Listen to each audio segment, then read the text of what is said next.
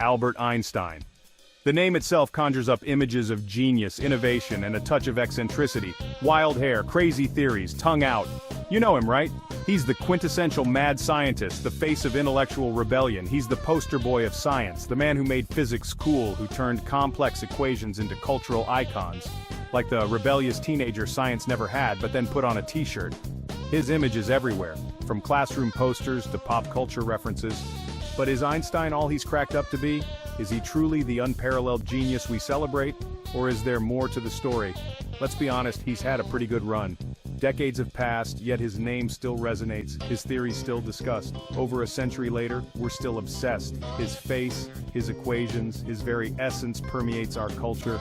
E equals MC squared is on everything. T-shirts, mugs, those weird bumper stickers. It's become a symbol, almost a brand. It's like the live, laugh, love of physics. A mantra for the scientifically inclined. But here's a thought. What if Einstein's just coasting on good PR? What if his fame is as much about image as it is about intellect? What if his biggest contribution to science was looking good on a chalkboard? Stick with me, folks. There's more to uncover. We're going on a journey to peel back the layers of myth and legend, a journey through the wacky world of physics where nothing is certain, everything is relative, and frankly, I'm starting to think someone's just messing with us. So, buckle up and prepare for a wild ride through the mind-bending universe of Albert Einstein. Let's address the elephant, or should I say, relativity, in the room. It's a topic that's been whispered about in academic circles and beyond for decades. The rumor that's followed Einstein for years? Did his wife do all the heavy lifting?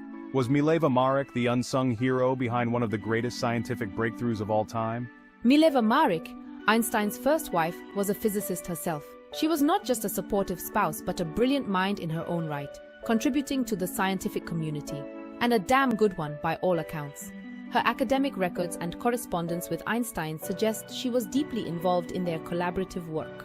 So, did she secretly solve relativity while Einstein doodled equations on napkins? Or was it a true partnership where both minds contributed equally to the groundbreaking theories? The evidence is shaky at best.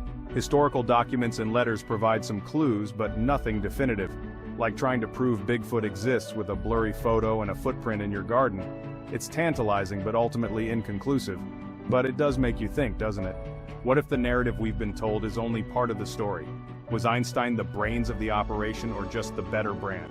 Did his charisma and public persona overshadow the contributions of those around him? Did he have a killer PR team, or did he just know how to rock a sweater?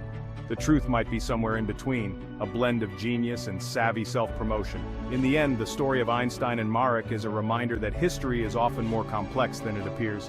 It's a tale of collaboration, competition, and the quest for recognition in a world that often overlooks the contributions of women. Here's the thing, Einstein left some big shoes to fill, like galaxy-sized shoes. And frankly, science has been struggling to find someone to fill them ever since. We're still grappling with the same big questions. What is the universe made of? How did it all begin? Are we alone? It's enough to make you want to crawl under a blanket with a bag of chips and pretend it's not happening.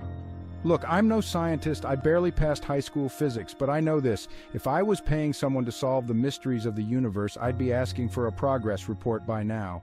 Section 4, the good old days, were they really that good?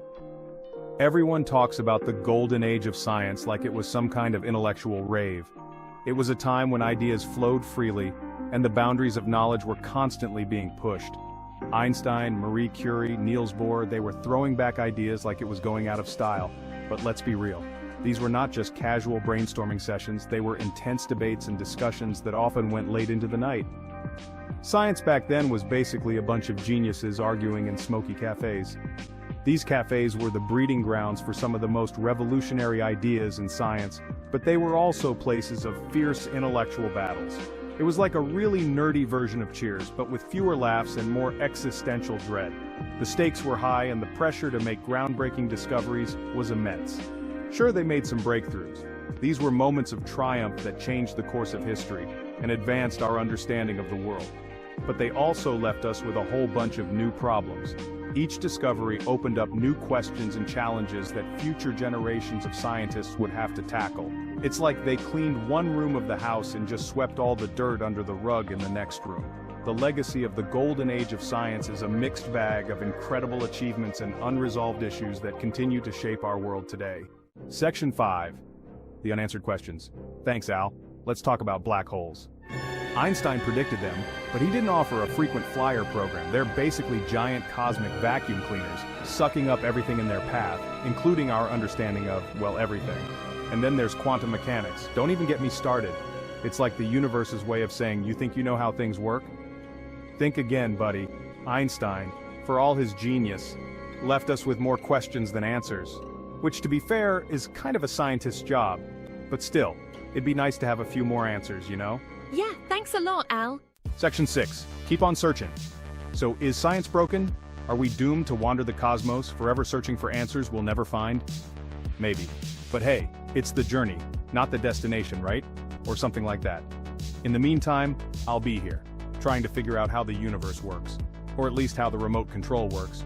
Either way, it's a mystery to me. Good luck with that.